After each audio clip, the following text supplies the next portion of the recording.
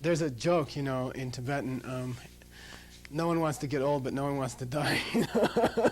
I mean, you're not going to die, you're going to get old, you know. But there's this autonomic thing, and there's this deep, deep-seated thing within all of us, which can only go away if you're crazy and commit suicide, you know. I mean, a person who commits suicide, according to Buddhism, is totally crazy. You know, they're so crazy that they don't have any concern for their own suffering, or they can't even think about that. They just want to try to stop it. By the way, does suicide work? No. Okay, so it's waste of time. Okay, waste of a bullet. You know. Okay, doesn't work. You don't stop, and then you're thrown to some realm that can be very chaotic. It's better to be in chaos here, that you're used to it, than to go to some realm who knows where. It's also a form of murder. Self-inflicted murder counts in Buddhism as much as other kinds of murder. So you get the karma of doing that. But there's some deep pain when you die, and maybe that's why they're listed separately.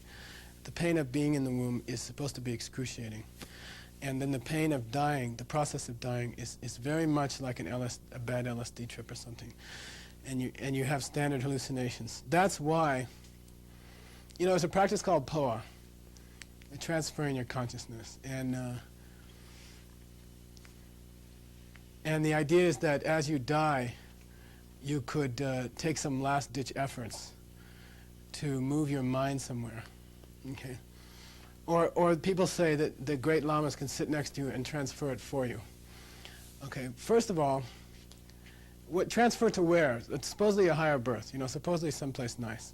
There is such a practice. We have to say that first, there is such a practice. Secondly, if POA were easy to do, or if it worked for very many people, then since the Buddhas have the ability to be in all places at all times, they would just sit next to every dying person and do POA, and no one would ever go to hell. You know, no one would ever have a bad birth. Either they're sadistic and holding back, you know, like your idea of God, right? Like some kind of sadist, you know, helps this person, gives this other person cancer, you know, creates both of them, you know, made both of them, made one to have cancer, made one not to have cancer. You know, like some kind of sadistic, you know, some kind of sadist, you know, or crazy, you know, or random, senseless, random violence, you know. So it's not like the Buddhas are holding. If POA were a very practical way to get to a higher birth, then the Buddhas, since they can emanate in all places at all times, and since they have infinite love for all beings, then no one would ever go to a bad birth. So I mean, first of all, there must be something that holds you back. I mean, secondly, to pull that off during the single most chaotic 5 minutes of your whole life, you know, it's equivalent to being in a car wreck and the thing is burning and your body's burning and you're going to sit there and meditate and concentrate on moving your consciousness. Unlikely. Very, very highly unlikely. No, and I'm not being, it's a very serious practice. It is taught under certain special conditions. It's possible, and it has been done. But first of all, it's for people like us, unless you practice your whole life constantly, it's extremely unlikely that under those chaotic conditions, as you're going through certain hallucinations, and you can't see anything anymore, your eyes, ears, mouth are shut down. It's just mind consciousness, and your mind consciousness is in this acid trip, very, very total.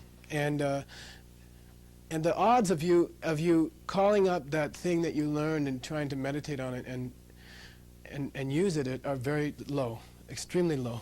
Okay. The other thing to say about POA is that you can, if you change to the other body now, you don't have to worry about POA. Okay? You know, I mean, spend your time getting into a Rupakaya. You know, spend your time now using your practices to change to and it's much more likely in the comfort of your own home, in excellent conditions, or in retreat somewhere, after a nice month's retreat, and then you go into the other body or something like that. You know, do it now while you're young, healthy, smart. You know, don't wait till the last minute. You know, it's good to know it. in case of last minute, if you get hit by a car coming out of here tonight, it's better if you know Po. But don't, it's much better to do it now and not have to need that, okay? So that's number 4.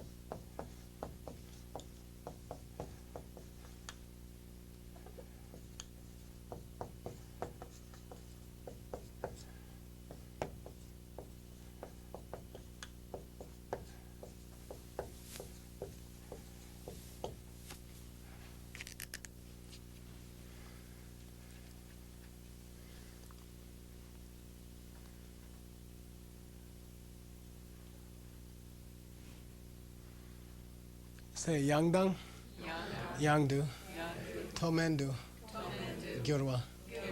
What's Yangdu, Yangdu? Oh, no, okay. Sorry. To means high, men means low. Tomendu Gyurwa means you shift between them, you alternate between them. And what it means is throughout your life, you keep going from success to failure to success to failure to success to failure to successful failure. There's no steady state that you can reach where you have one or the you don't want failure, but any kind of success you ever have will be followed by some kind of disaster, and that's the nature of life. You cannot hold on to any kind of position that you get, in your career or in your Dharma center or anything else, or among your circle of friends, where you are respected or you are considered a good person or you're considered an important person or something like that. You will lose it. It'll change. And then you go down again. And you stay there, and then you wear out that karma, and then the other karma comes back, and again, and it's so cruel, really. The toe part, the upswing is rather cruel. I work in a big corporation. I see it every day, and it's very, very depressing. The boss will bait people, say, hey, you can have a directorship, just work another 5 hours today, every day, and then they run, they run like after a carrot, and then the boss says, okay, now 3 more days I'll give you a vice president, and they go, yeah, and they're running and running. And then they get tired and old, and the boss takes the carrot and throws it out and says, we don't need you anymore. If you want to be a manager of this little dish cleaning section or something, we have a position for you. And then you see it in corporate life. You see this constant, people on the way up and people on the way down. And it's constant flux like that. It's a constant thing. And companies themselves, in my business, for example, on the way up you think, I'm so great, I'm so smart, my company is superior, we're much better than other people. Or Dharma centers, my Dharma center is getting bigger, everyone's coming to my Dharma center, we're becoming more and more important, and then the karma wears out, and it always wears out. And then they'll say, oh yeah, that used to be a good Dharma center. People used to go there, and it will always be that way. You cannot stay on top. There's no such thing. It keeps changing, and it will always keep changing until you get tired of it. You have to get tired of it. You have to say, I'm tired of that. But it's human nature to hope, to look ahead, with optimism. We will be. We're going up. We're on the upswing. And nobody ever thinks about the only place to go after that. I always told people, when I became a VP in this big corporation, it occurred to me I only have 2 choices now. They either kick me out, or I die, or I lose the job. It's like, where do you go after that? I'm not the owner, and the owner's not about to give me a share. So when you get to the top, 3 days before the top, it still looks good. The day you sit in that chair and you sit down and you go, wait a minute, what can happen now? What can possibly happen now? And it's all down. It's all that can happen. But human nature is weird. You keep hoping. You keep thinking. You keep struggling to get better than someone else, and then it collapses. Why? Did it collapse? Perceptions. Yeah, you shifted, and they must shift. They will always shift. Good. Because, yeah, some people, a lady lost her job, one of our nuns lost her job the other day, and everybody was congratulating her. Yeah. Anyway, it's not that bad, okay.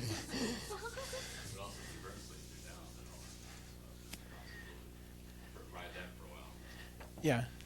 It's just constantly up and down. You should get tired of it after a while. If you've been in a big corporation for like 15 years, and I have, after a while, you don't want to hear about it anymore. Actually, when I talked to Yeah. there's talk about you getting a partnership. That is self-existently impossible.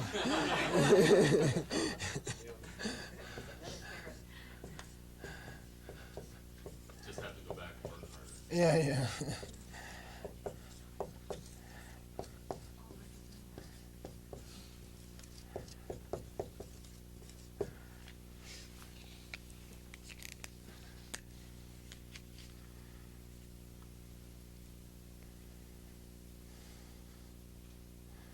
Say talk, mepa. Talk, mepa. Drok means, dropo? Friend. Drok means companion. Here. It means nobody can go with you. In life, you're alone. You're always alone. Okay? You come in alone, you go out alone. And then during life, you hook up with people temporarily. Like you're traveling like this, you're born alone, you meet each other, you spend some time together. It could be a day, it could be a few years. And then always you get separated. Ultimately everybody's alone.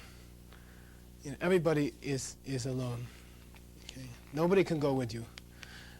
Even if they shot themselves the moment you died or something like that, they can't go with you. They'll go someplace else.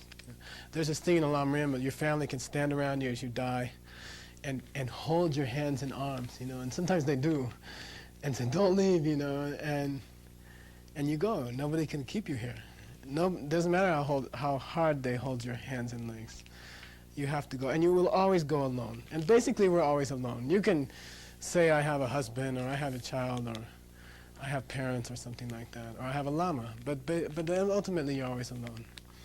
Now, the thing about the lama, I have to say, if it's a true relationship with the lama, you're not alone. Okay, they will always be with you. If you have I have to mollify this one, okay? There is an exception. If you establish a really tight connection with the Lama, they can keep following you around, okay? And they will. But you have to have the good deeds to maintain that. And if you lose the good deeds to maintain that, they can't follow you around. They can't stay with you, okay? It's up to you, really, yeah. What do you call it, actually? We went through it this morning.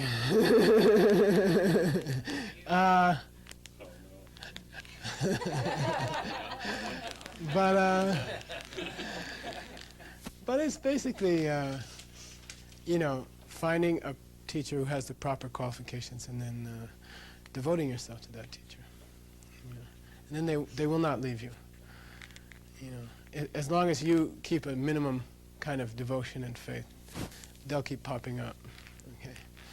Doing good deeds, as long as you keep the devotion in your heart, it doesn't have to mean that you're hanging out with them or going in. Well, no. When I said this morning you must hang out with them, I meant it.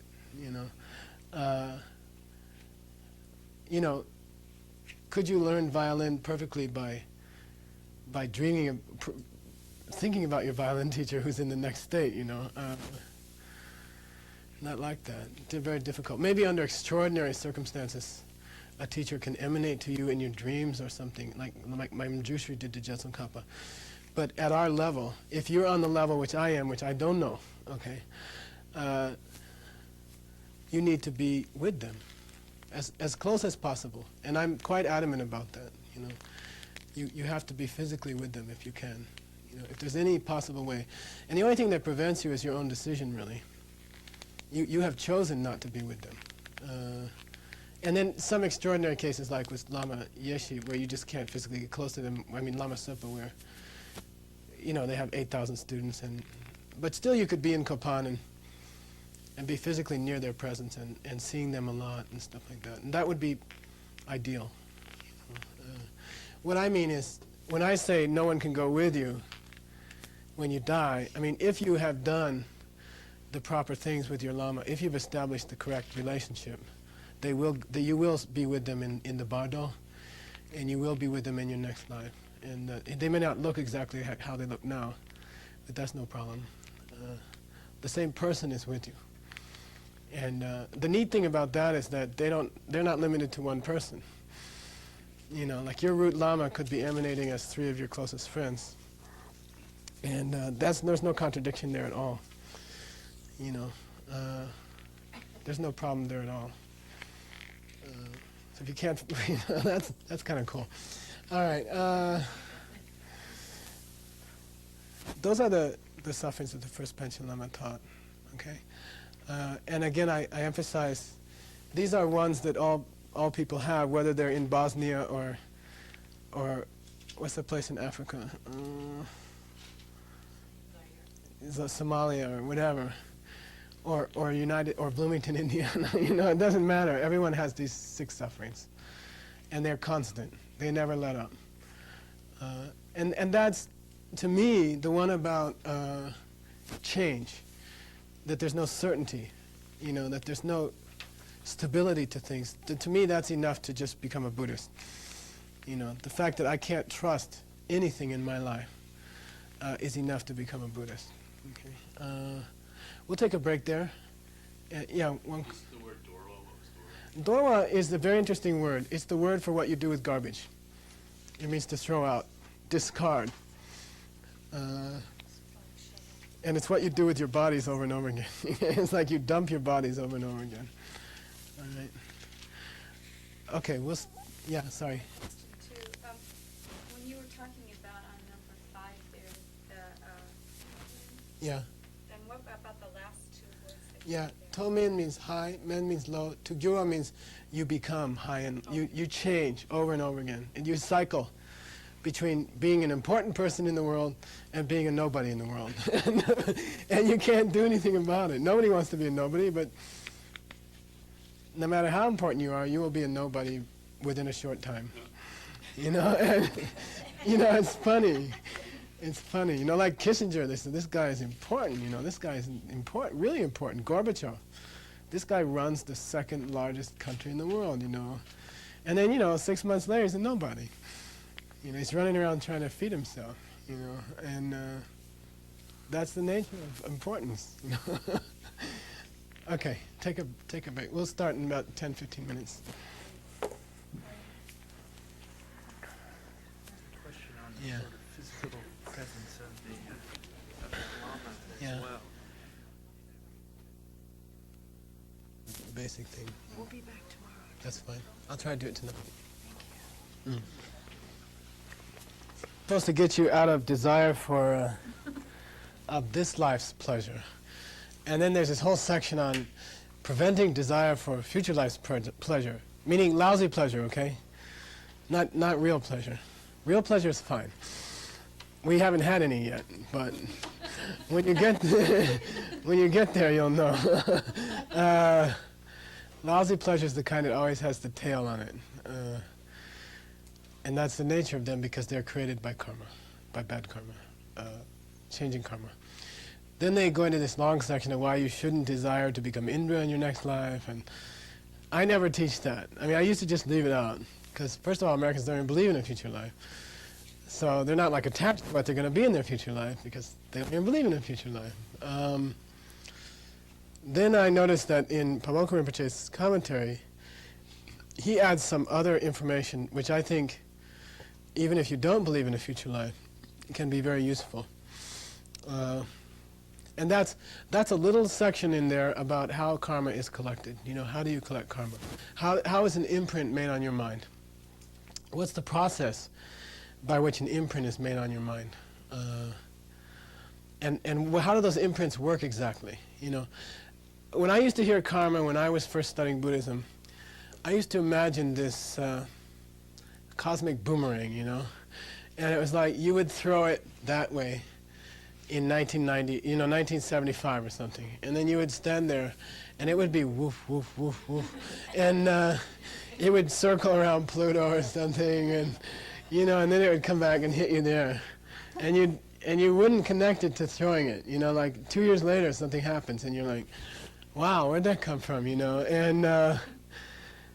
And that was my idea of karma, you know. I thought it was something like that. And then people in Dharamsala, when I was, you know, when the years that we went there, it was like, they would sit there and debate, where does karma stay, you know? Is it really going out towards Pluto? And the Buddhist schools themselves have big arguments about it, like the Vaibhashika, the Abhidharma people. They say, when you do something good or bad, a cosmic photograph is taken. They call it Namorikche Mayembe Suk. It's a kind of physical matter that occurs. Like when I take a vow, if you take a monk's vow, the minute the vow ceremony is finished, this aura covers your body, and it's an invisible aura. Nobody else can see it. You can't see it.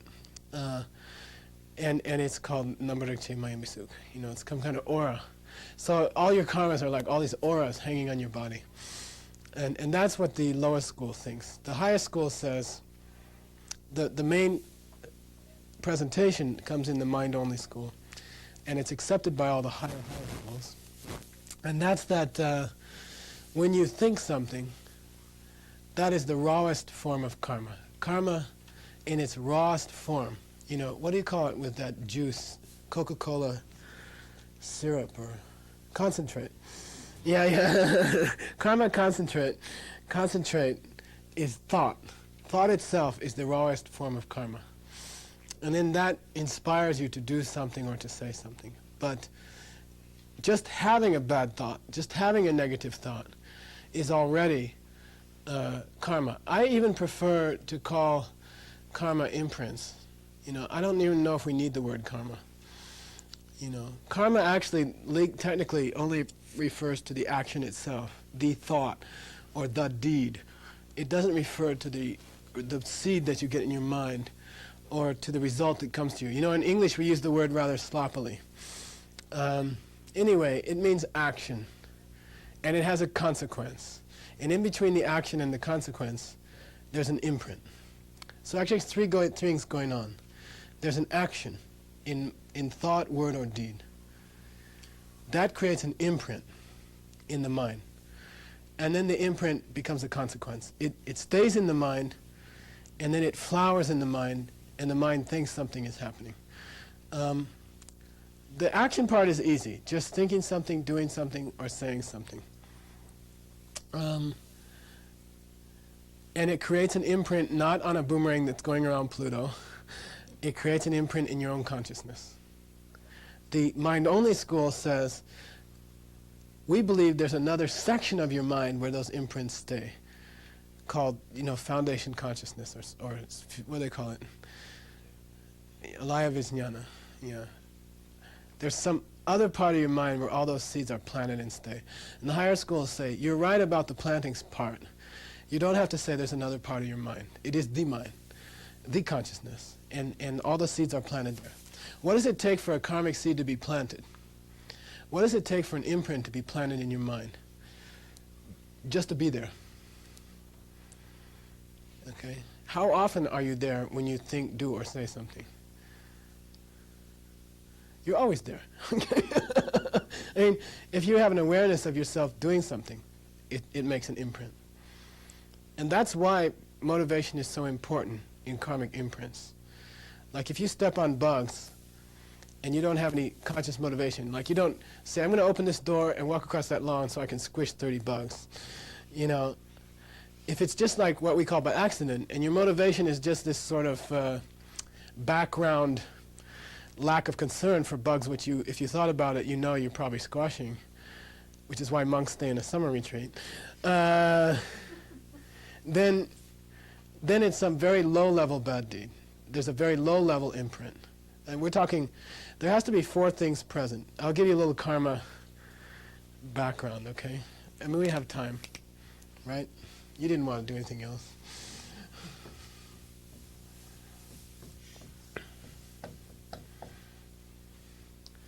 4 things that make karma heavy. 4 things that make the imprint more strong. Okay, say she. She. She means the basis, meaning the object towards whom you do the karma. Okay. If you tried to hurt the Dalai Lama, and because of whatever you did, he couldn't go out and teach for a month or something, and then you hurt a university professor, what do you call it? No disrespect intended, who's teaching architecture or something for a month, you would get a much worse karma from hurting the Dalai Lama. And it's not that one sentient being is more important than another. That's not true. But because of what he can contribute, because of all the good things he can do in an ultimately beneficial way, it would be much more serious if you took the Dalai Lama out of commission for a month. So that's she. She means how powerful karmically is that being that you're hurting or helping. Okay. I'll give you some very powerful objects. Your parents are considered ultimately powerful objects. Okay. Anything done towards your parents, good or bad, is considered extremely powerful karma. Then people say to me, why? And I say, there's only one reason really, if you study scripture carefully. They're even listed in the General Confession of Monks, Padamala Magupan, Kembodan Lopan Magupa. They are before your own Lama. They are put before your Lama in the list. Heavier karma. And why? And I finally found a scripture passage that satisfied me. And it said, because they gave you a human body. And it doesn't matter if they were good to you. It doesn't matter if they abused you. It doesn't matter if they left you. It doesn't matter if they never fed you for 10 minutes. Just the fact that they gave you a human body and mind qualifies them to be extremely heavy karmic objects for you. Because with the human body and mind that they gave you, you can reach enlightenment. You know, you can in this life go beyond death and suffering because of their kindness. What was their kindness? Having some sexual relation that resulted in a baby. Enough. That's all it takes. Because of that one deed, you owe them everything. And they become extremely powerful. It doesn't matter if they were nice to you, bad to you, brought you up well, didn't bring you up well. They gave you this body and this mind. And that's an ultimate kindness. Okay? And that, therefore, whether you like it or not, and whether your mother or father is very pleasant or not, doesn't matter. Extremely powerful karma. Be careful with them. Okay? Serve them if you can. Okay? Lama, yeah. How could they give you the mind if the mind came forward? Well, without them creating the basis for the mind, you wouldn't be here. Okay, like that. Really, it's you who gave you everything. Okay? No one can help you. Nobody can hurt you. You are creating your lamas. You are creating your Buddhist books. You made this notebook. I didn't make it.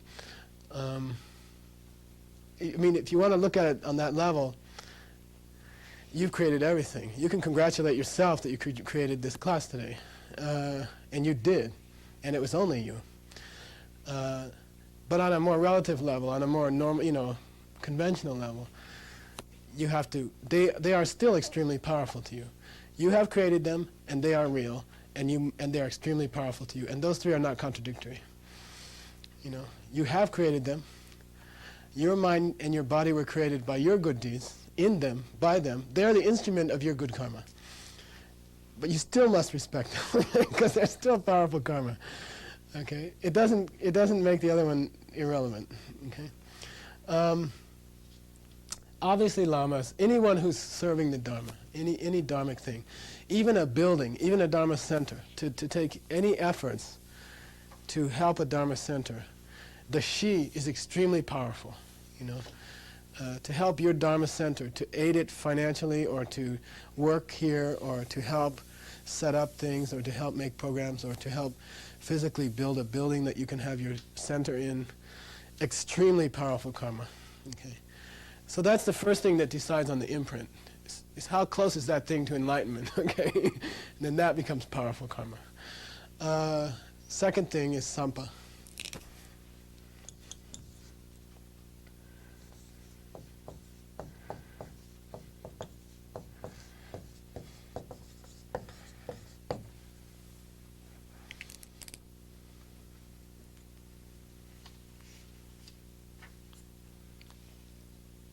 Say sampa. Sampa. It's not sampa, okay? What's sampa? Tibetan national food, like a McDonald's hamburger. Okay, it's a barley kind. Sampa means the mental component of an action. And there are 3 different components there, okay? 3 different parts of sampa.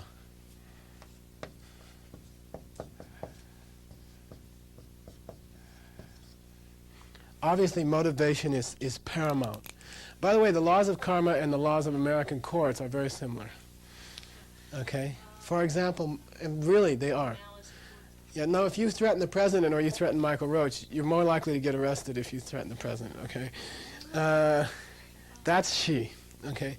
Motivation means, or if you mistreat a human or you mistreat a dog in this country. You know, you can still get in trouble for mistreating a dog, but you're not going to get thrown in jail.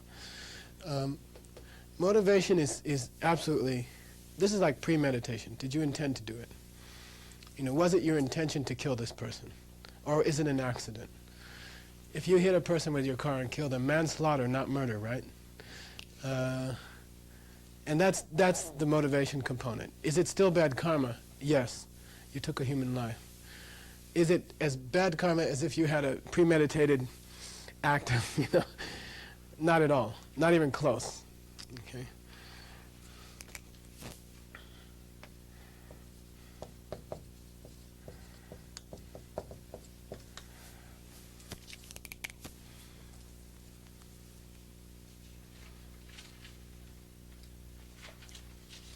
Recognition is very important.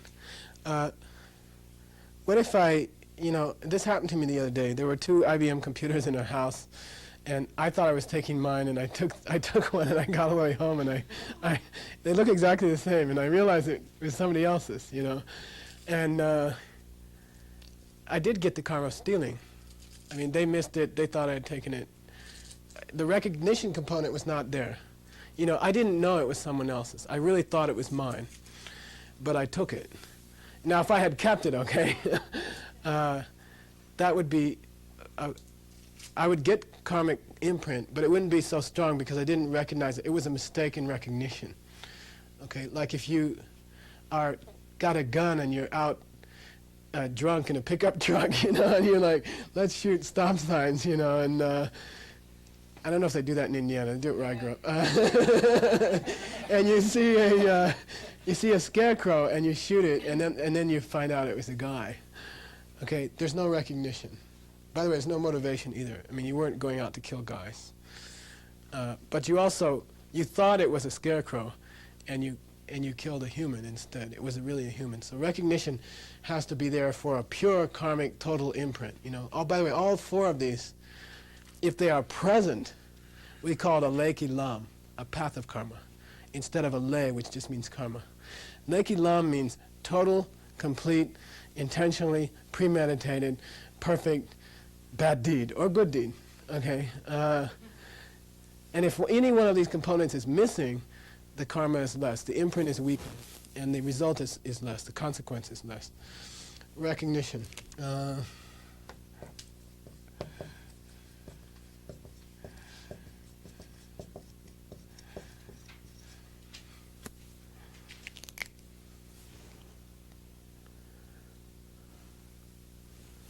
How strong was the mental affliction? Like deeds that are done, karmas that are committed with extreme fury, or extreme jealousy, or extreme desire, are much more powerful. The imprint on the mind is much more powerful.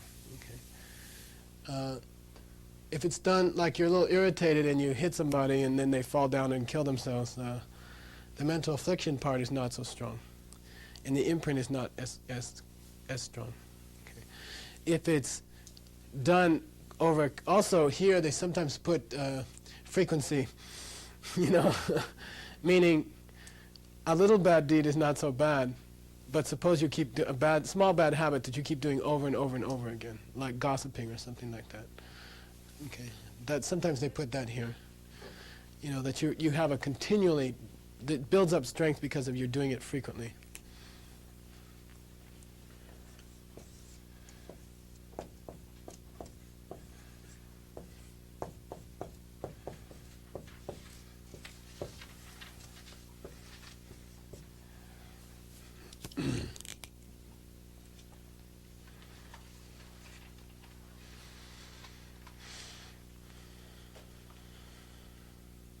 Say jorwa?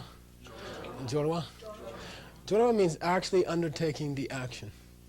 Actually doing the thing. Okay? Like putting the knife, sticking the knife in.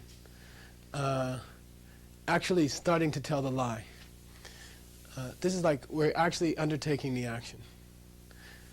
Like you can do the first two without doing number three. You can think, Bruce Wilson's over there. I would like to yell at him. Let's see. What am I going to say? And then somebody distracts you. So do you collect any karma? Yes. Yeah, because you have she, he's there, and you have sampa. It's pretty much complete. You know he's Bruce Wilson. You did have the motivation, and you did have a mental affliction, okay? And it does make a karmic imprint. Something imprints on your mind. You will get some suffering from that. But not nearly as much as if you had actually said what you were planning to say before someone distracted you. This is the actual doing it, okay?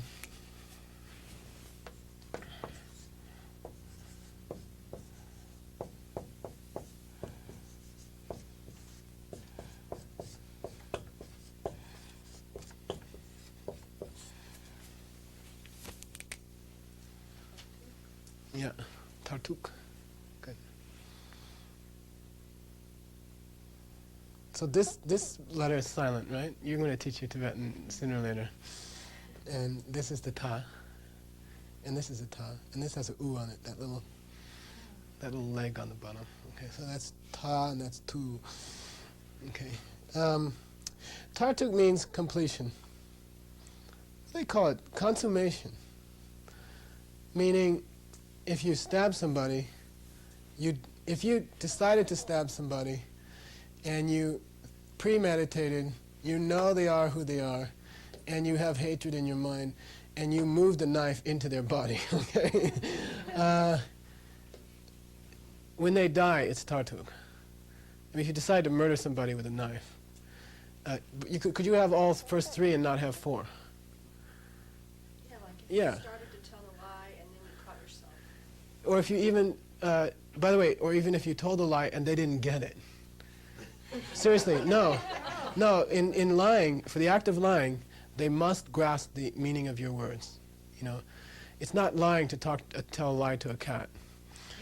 Seriously, seriously. For stealing when you accidentally picked up the How can you have karma from hitting someone with a car? Why can they try you for manslaughter? You do get some karma. You don't get very strong, okay? But you do. Karma is very tricky. Okay, yeah. By the way, nobody can give you a what do you call it? There's no mercy in karma. You can't say, I'm sorry, or, By the way, you can, but that's another story. But it's not like somebody can say, oh, gee, you're a nice guy. Let's let you off this time. It doesn't work like that. We're going to talk about that, yeah. What's the difference between 3, undertaking the action, and 4, completion? This is where you stab somebody. This is where they die. Okay. And by the way, if you die first, there's this thing in the Abhidharma, 4th chapter, is the chapter on karma. 2 people get in a knife fight. They both strike at the same time.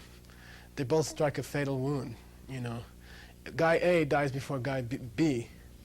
Guy A does not collect the karma of killing completely, because he was not there anymore when Tartuk occurred. Does he get the rest? He gets the rest. Yeah. But it's very interesting. That's Abhidharma. Okay. But I prefer to stick to the example that you stabbed him and he was sent to the hospital and he was operated on and he survived. So although you had the first 3 things for killing, because he didn't die, you don't get the full imprint, lekid lam. But that might only be because you did a bad job. Of course, yeah, it is. It happens to be because you didn't do a good job. Okay. By the way, there's another part of Tartuk which is very important. In the Lamriam text, they say there's a component of Tartuk which you must be aware of. It's taking ownership of the deed. It's like, I did it. And there's this other thing about, I'm happy. He died, I'm happy. I claim ownership of this deed. It wasn't no mistake. I got revenge on my family, for my family. I finally killed this guy, And you go home proud of yourself and taking ownership of it. That's also explained in Tartuk. is some kind of, shamelessness about it. I lied. I'm happy. I got this money. I'm taking this to the bank. And that's tartu. And that's, if all of these components are present, that imprint is extremely powerful. And if any one of them is missing or any combination, it's much less powerful.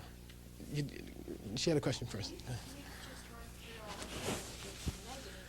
Yeah, no, absolutely the same in positive. And people say when I teach karma, I'm always negative. Yeah, sorry. Yeah. Yeah. No, in a good deed, it's the opposite. I mean, it's much. No, you feel, I helped this lady across the street, and we say healthy pride. Yeah, positive pride. It's sort of like rejoicing, really. If you want to call it rejoicing, maybe better. Yeah. So how does the four opponent powers play into? Oh, that's a wonderful subject. He's asking a question about if you get an imprint like this, is there anything you can do about it? I'll posit two cases. One is where you did a bad deed, and then later you decided that was a mistake. Someone comes to Bloomington and teaches karma, and then suddenly it dawns on you that abortion you were involved with 10 years before is an extremely powerful karma. Is there anything I can do about that? Is there anything I can, okay, I understand that this was now I get it, it's not out in Pluto, it's in my mind stream, and it will come back to me. It is no farther away than my own thoughts, which is a little too close. So is there anything I can do now? And then there's this thing called the four forces, or the four powers, and you can work on your imprints. The imprints that you know about and the imprints that you don't know about, because you have lots of imprints that you're not even aware of. Not all that you've done, good or bad, was conscious or was in this life. So everybody has these huge karmic pockets, and they're chock full of imprints. And I'm not in the order of 10 imprints or 1,000 imprints. It's trillions of imprints in your consciousness. And is there anything you can do about it? Well, maybe we'll talk about it. Maybe tomorrow would be good or something. Okay. Yeah, there is a way to affect those imprints. And if you believe in this whole theory that we started last night, if you believe in any way that this could be true, then you've got like 3 responsibilities. It boils down to, I got to clean out those old imprints, the ones I know about and the ones I have no idea about. Secondly, I have to learn how to only make new good imprints. Thirdly, I have to know how to make ultimately good imprints. Buddha imprints and not just raspberry tart imprints, although those are kind of good. Okay. All right, so that's the 2 jobs. You have 3 jobs. I'm sorry, I blew that. Yeah, it's clean out your old bad imprints. Don't collect any new bad imprints. And then thirdly, how to collect extremely powerful good new imprints. If you took care of those 3, you would be in a Buddha paradise tonight. If you could take care of those 3, which is theoretically possible, although unlikely, okay, if you're not there already, then you'd be all right. You'd be set. Clean out your old bad imprints. Don't make any new bad imprints. And then figure out how to make extremely powerful new imprints. And that's mostly, it's, find the most extremely powerful object in the universe towards whom to do your deeds. Figure out the highest. By the way, who would that be? Your root lama, your heart lama. That's why secret practice depends so much on your heart lama. You cannot collect necessary, powerful, good karma unless there's a root lama involved there somewhere. Okay. Motivation, what? Highest motivation. If you want to create a Buddha field. Yeah. Say something a little bit what it means to actually a root lama is, because Teresa was telling me something you said this morning. Yeah. More the sutra idea of what a lama is versus the root lama. Well, I said there's another list of, It was the 4 lines of Buddhism. yeah. I said there was another list for Tantric Lama, but it's about the same. It's essentially the same. What distinguishes your root Lama from all your other Lamas? It's very hard to say. I guess it's just the one that you have that karmic connection to that can, that's been following you all these years, you know, I mean, and waiting for you to make the connection, you know. They are the one Lama that when you connect with them, they can bring you to enlightenment faster than anybody else. Doesn't, and again I repeat, doesn't have, could be ordained or not, could be any race or any age, or could be man or woman, or, but it's the one who can take you to enlightenment the most quickly. And it's a long subject, but basically it would have all those qualities, should have all those qualities, minimum. Biggest motivation, if you wanted to get to Buddhahood in this life,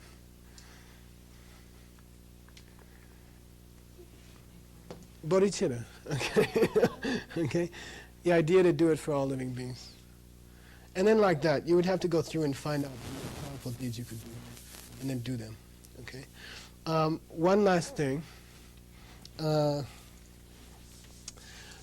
are certain rules by which those imprints behave, and there are only 4, and I think you should know them. The way those imprints work is dictated by 4 different things.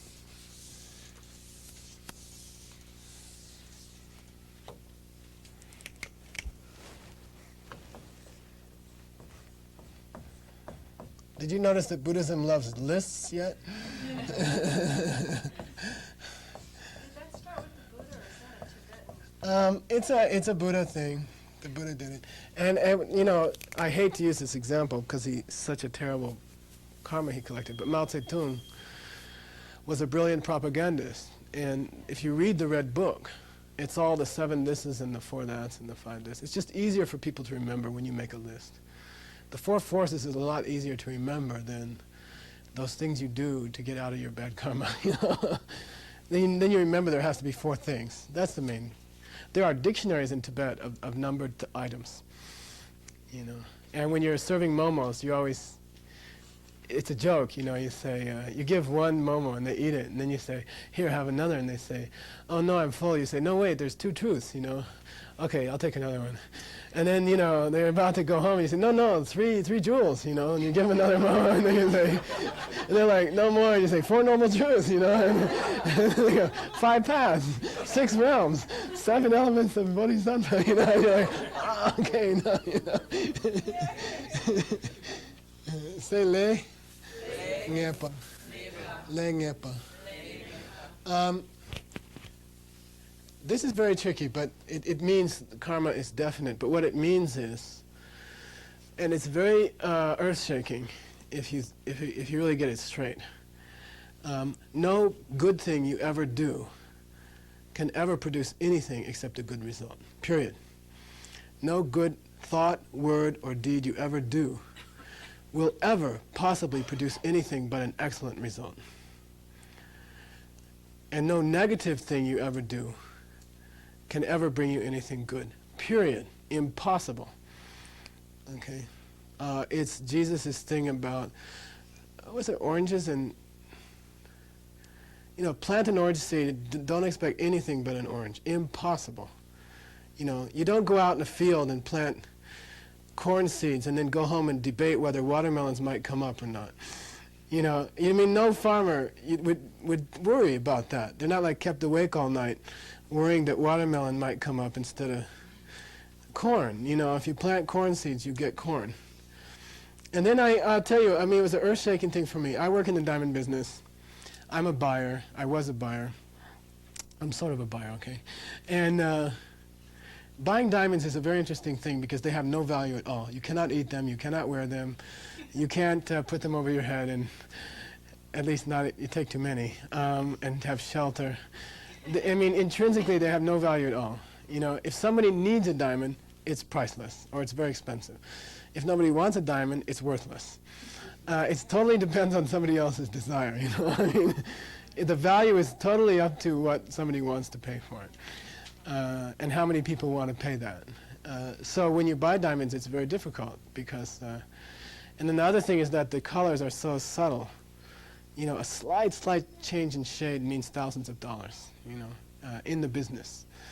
A tiny little carbon spot lowers the value by hundreds of dollars or thousands of dollars. And you might miss it the first time you look. And so it's a very subtle job. And the bottom line is there's no price for a diamond. It's whatever you can fight with the seller and talk him into. So there's a lot of BSing back and forth, you know, because the thing doesn't have a value. So there's a lot of argument, you know, about what I'm going to pay for this thing. And we buy 30,000 stones a day.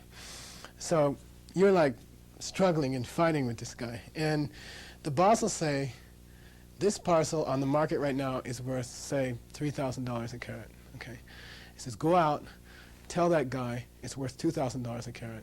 Do not accept any argument from him. Do not let him argue. I know his boss needs money. I know he has to pay his rent today. So offer him $2,000 and swear to him that it's only worth $2,000, you know. Lie. This is telling me to go out and lie. I mean, this has happened countless times, okay?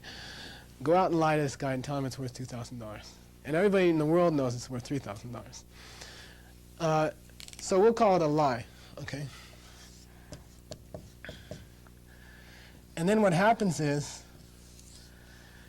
it works, okay? And the guy goes for it. And my boss, he's extremely happy. I just made him $1,000. You know, the lie has produced $1,000, okay, per carat. You know, if there's 30,000 carats, it's a lot. And that's the name of the game. You know, so a lie has produced $1,000. And you can have your own examples. Every time you've lied in your life, it was to get something. Sometimes it worked, and you got something. And that's why people lie. So you lied and you got something from it. I say it breaks this rule.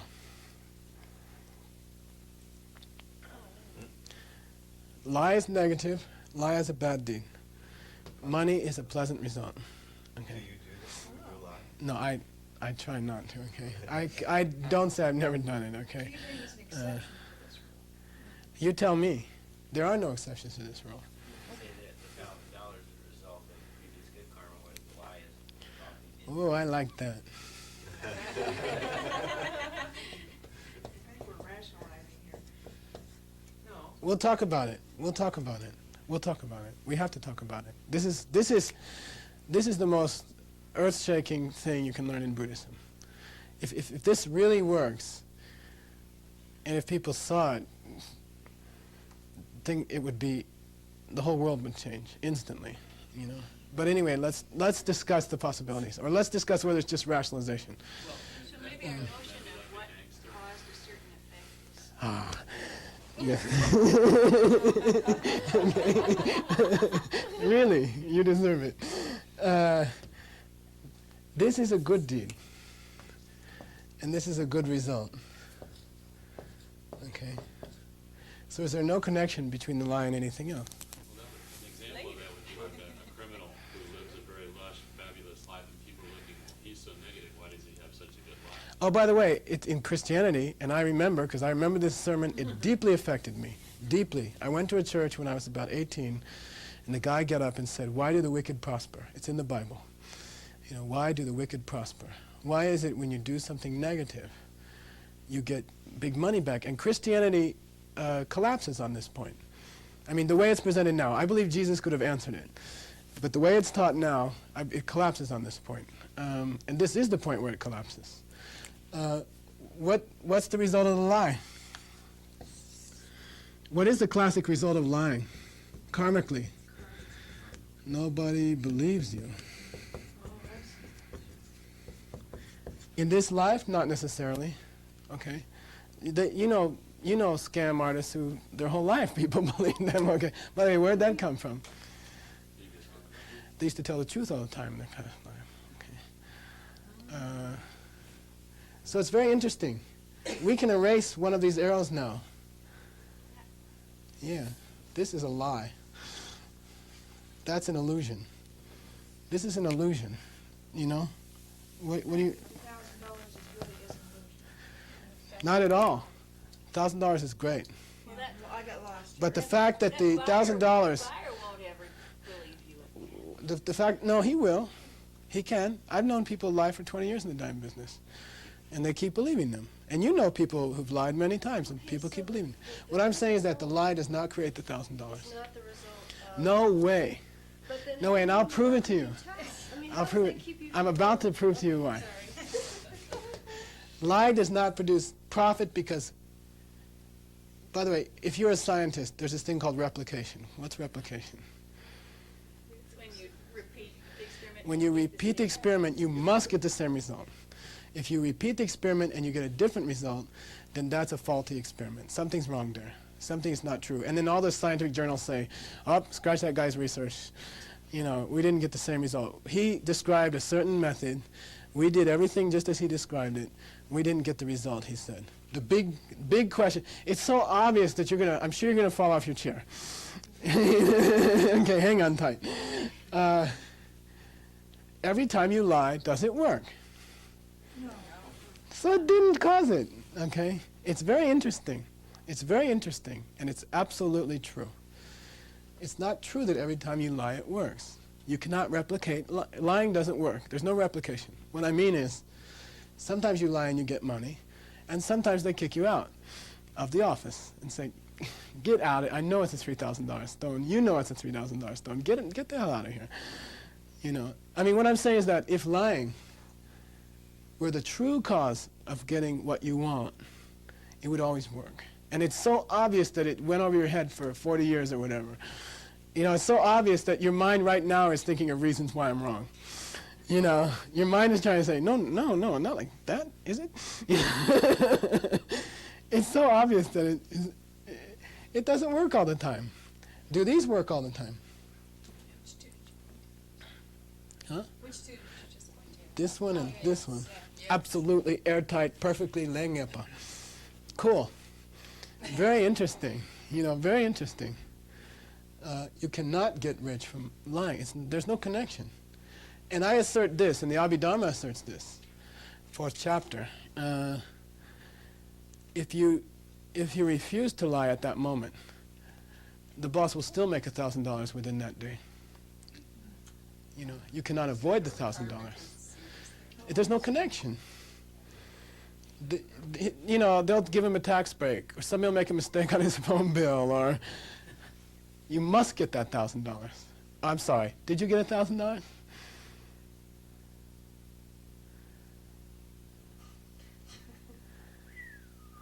No, your perception's changed. You see? The karma has forced on you the perception of $1,000. Can you use that for money? Of course. So from that point of view, of course it's real. Nagarjuna says, everything is perceptions and everything works. I'm a farmer. You know, like Max Yasguri.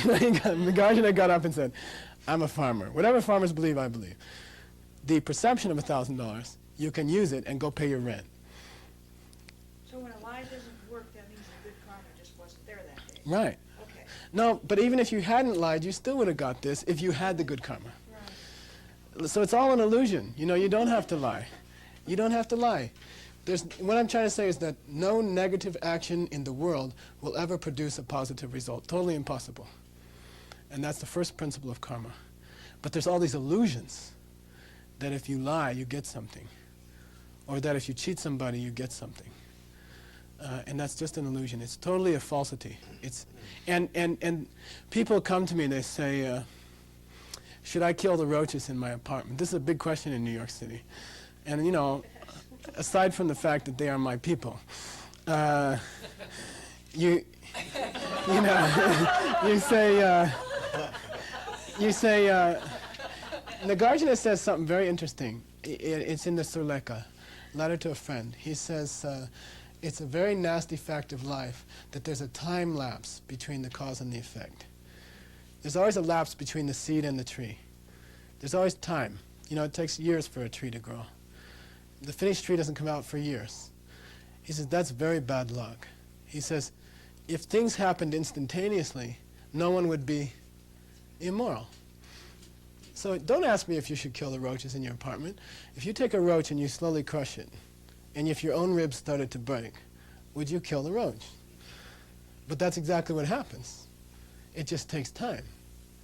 It takes time for that imprint to flower. But if it happened that karma ripened immediately, which would be convenient, the minute you lied, or the minute you did something this to get the $1,000 would disappear from your bank account. You suddenly, that day, you call the bank, dial balance, and they say, sorry, your account just lost $1,000 this afternoon. You say, wait a minute, why? And they say, you lied. You lied about $1,000. That is really what happens. That really is what happens. But there's a time gap between the planning of the imprint and the experience of it. If karma were instantaneous, no one would be immoral anymore. It'd be a very interesting world, Yeah. So what happens if your lama says for certain reasons it's okay to kill a cockroach? Nagarjuna would say,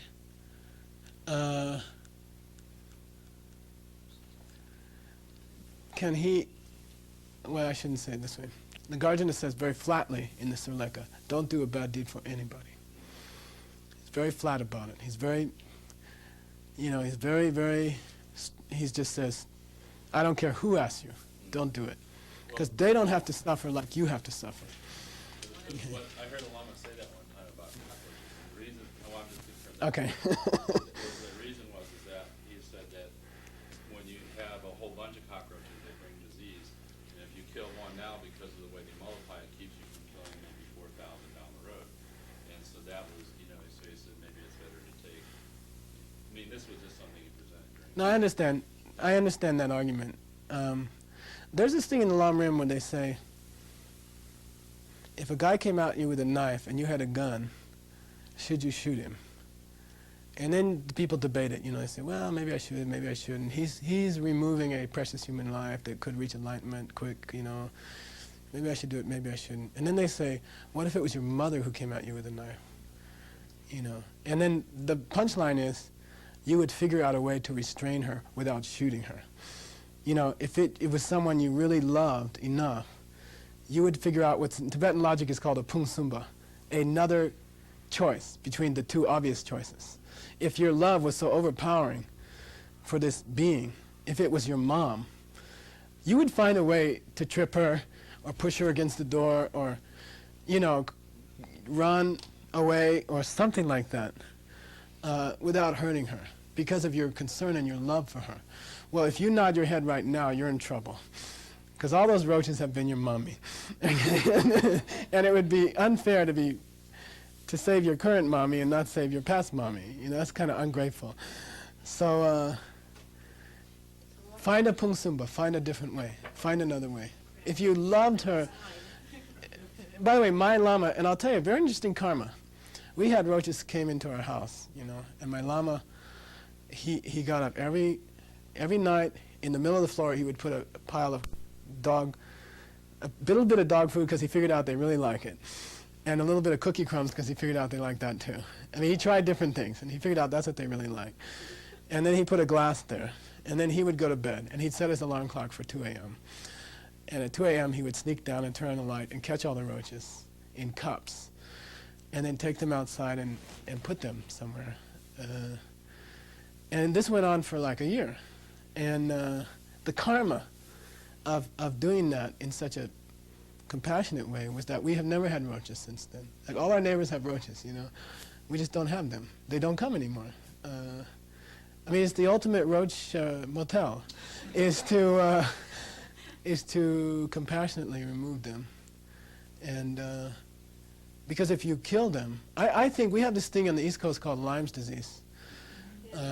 As these little deer ticks bite people, and then they lose all their coordination, and I think it's from killing so many creatures to build our cities and stuff. I think it's from.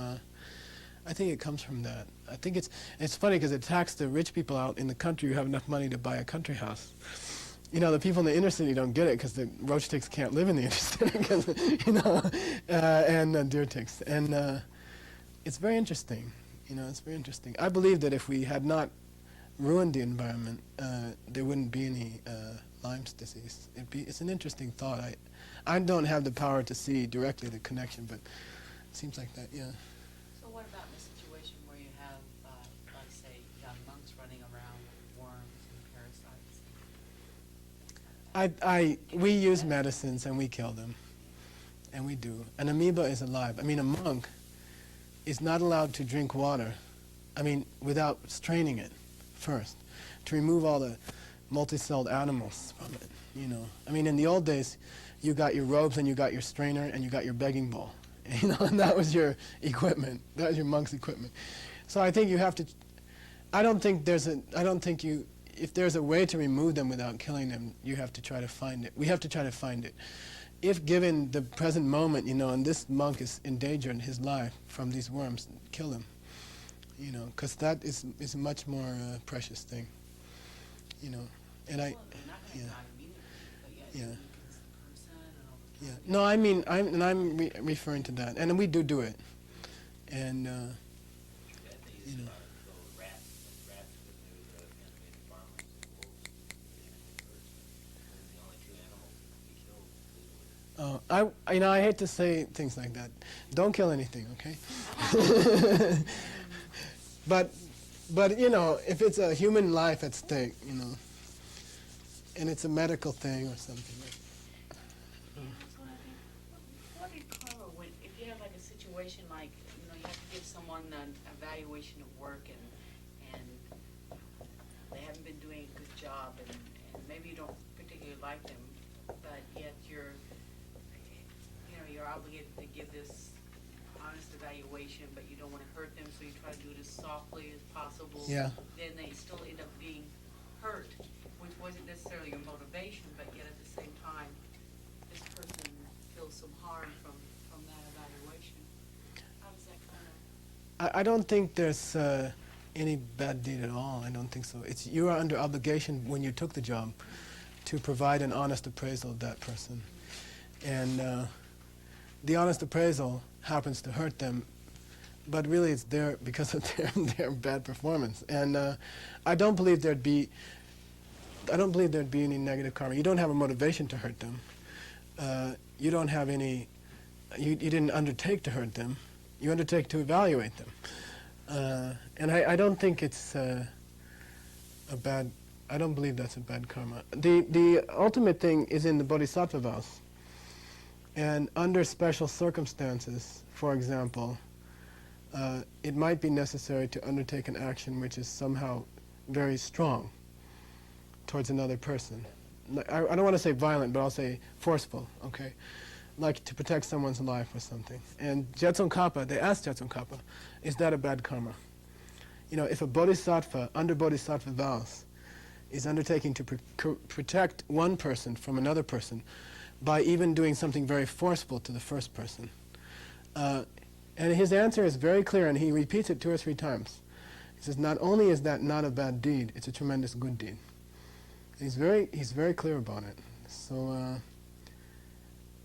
it may be on certain occasions where there's no other choice necessary to be strong with somebody. And it's interesting. Most often it's to protect that person themselves from bad deeds. Like it may be necessary to forcefully restrain someone or knock them out so that they don't kill somebody and create bad karma. We had a student at my center and they were going crazy and we were trying to take care of them and finally it got to the point where they were about to hurt somebody. So we took them to Bellevue and they shot them full of these drugs and that hurt them, but they would have otherwise might have done some very bad thing that would hurt them. So it's and then Jetsun Kappa would say, you've just collected an extraordinary good karma by hurting this person and putting them in Bellevue and injecting them with these drugs. You've just, not only is it not a bad deed, it's a tremendous good deed, and he's very clear about it. I can show it to you sometime. This is the motivation. Yeah, motivation is very important.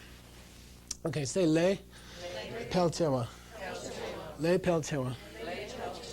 Pelchewa means, lei means karma.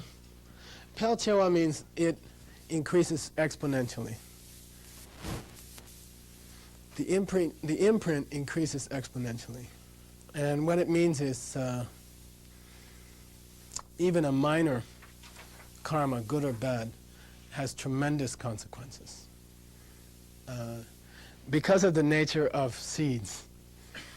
Okay, karmic seeds and physical seeds are the same. And I always give this example. My own students are tired of hearing it. You know, I lived in this temple for 20-something years, Mongolian monastery, and we are, it's surrounded by these huge oak trees. And one night there was this big storm, and one of the oak trees fell down on the top of the temple. And we were afraid that it would crush the roof, you know. So the president of the temple, who rarely comes to see me, he said, "You're the youngest, strongest guy around here." That was when I was young and strong. And he said, "Get up here and cut those trees down, cut the branches down." And like, I'm afraid of heights, right? And he gives me this huge chainsaw, heavy. You've seen the temple, and it's a pretty pitchy roof, you know. And I'm up there with this chainsaw. I do not like heights. And my leg is like literally going like this, you know, and I'm trying to cut this tree. And I looked down and there was this acorn stuck to my boot, you know, stuck in the boot. And I was like obsessed with this acorn, you know. And I was thinking, if I had been there when the acorn was planted of this particular tree, and if I had just leaned down and thrown it out on the street, I wouldn't be up here now, you know. And this thought kept coming to my mind when I looked at that acorn. And that's how it works. What is the difference in mass or in weight between an acorn and a fully grown oak tree? I mean, what's the difference in weight? How much does a fully grown oak tree weigh? I mean, it must be a ton or 2 tons, I don't know. I mean, if you've ever had to carry one, carry the logs around, it must be a ton or 2, I don't know. Give it a ton or 2. More, okay. And then the acorn is like, I don't know, a couple grams or something.